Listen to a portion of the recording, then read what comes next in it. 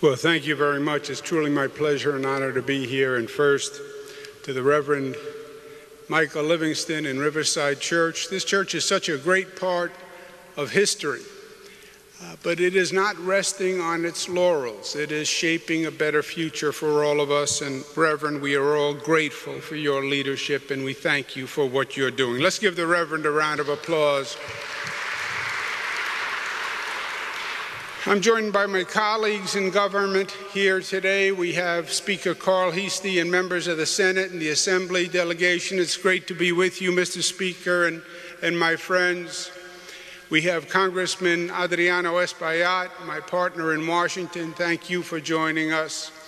We have the godfather of the federal government here with us today. We all learned at his knees, the great Congressman Charles Rangel. Thank you very much for being with us, Congressman. We also have the President and the CEO of the National Urban League. Once a mayor, always a mayor, Mark Morial. Pleasure to be with you. We have our great Hazel Dukes, my second mother, the President of the NAACP. Let's give her a round of applause. We're also joined with Hawk Newsom and Shavona Newsom, who are the co-founders of the Black Lives Movement Matters. Pleasure to be with all of you. And to all the members of my administration, my special guests in attendance, thank you. Thank you all very much. 2020 will go down in the books as a truly bad year. We all know that.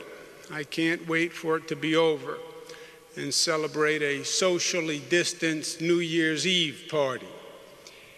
We saw great division.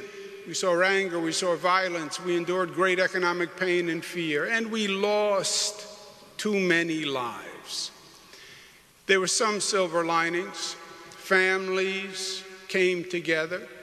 The quarantine brought my 3 daughters home. They are 25 and 25, twins, and 23, 3 girls. And they had flown the nest to make their own way because they needed liberation and individuality and freedom, and because Dad just didn't get it. So they flew the nest. But then COVID happened and they all flew back to the safety of the nest. And apparently Dad had gotten a little bit smarter while they were gone. We spent quality time together, and one of the issues we talked about was the reality that we will make mistakes in life. We try not to, but we do. The key is to be strong and secure enough to admit your mistakes and admit your shortcomings. Don't get defensive. Denying the mistake only assures repeating the mistake. We have made mistakes during COVID. I wrote a book on the lessons to be learned from the COVID crisis. I think of COVID as low tide for America. Do you know how when you stand on the beach and you look out at the water and the tide is high and all you see is the surface of the water and the waves and everything looks nice and beautiful?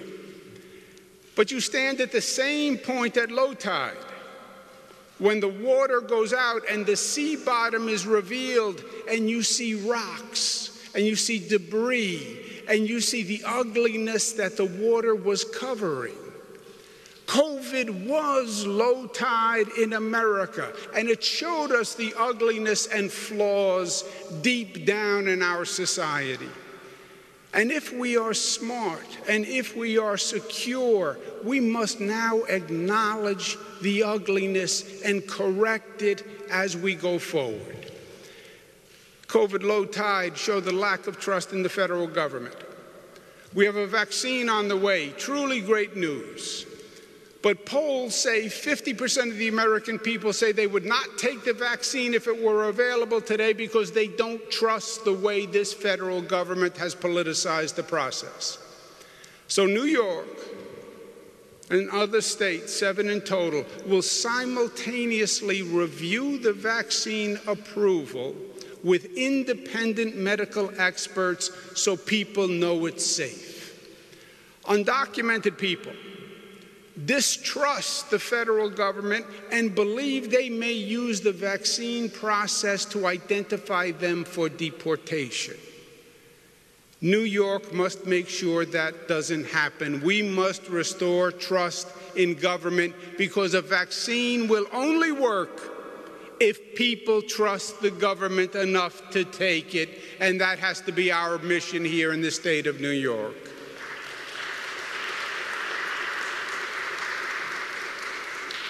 COVID low tide in America showed us the federal government's incompetence.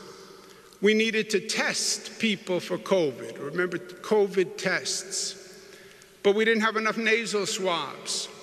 Nurses and doctors battled brilliantly in emergency rooms, but we didn't have enough masks and gowns. Now we have to vaccinate 330 million Americans.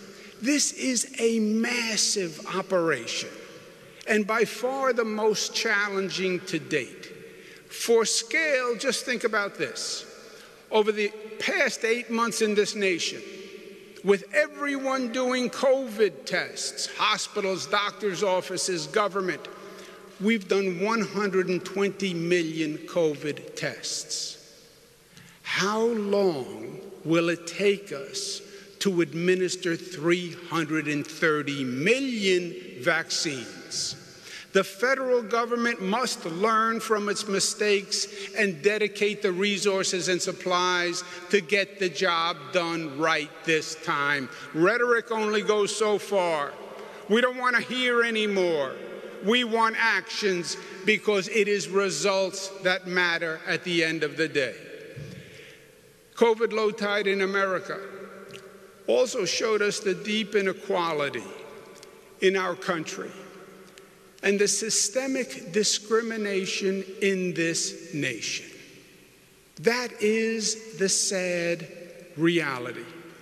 And we must have the courage to face it and to admit it, because you will never solve a problem that you are unwilling to admit. The truth is, COVID killed black people in this country at twice the rate of white people. The truth is, COVID killed Hispanic people at 1.5 times the rate of white people. Those are ugly facts. The COVID infection rate was 2.5 times higher among black and Hispanic people. And the hospitalization rate for black and Hispanic patients was over 3 times higher compared to white patients. Those are ugly facts. COVID low tide showed that the existing health disparities in this country made it more likely that blacks would die from the virus. Black populations are 1.7 times more likely to have diabetes, 1.4 times more likely to have hypertension, 1.3 times more likely to face obesity, and 3 times more likely to have asthma.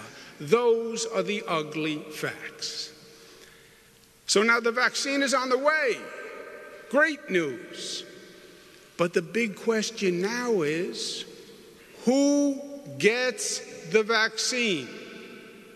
How is it going to be distributed, and will it be equitable, and will it be fair?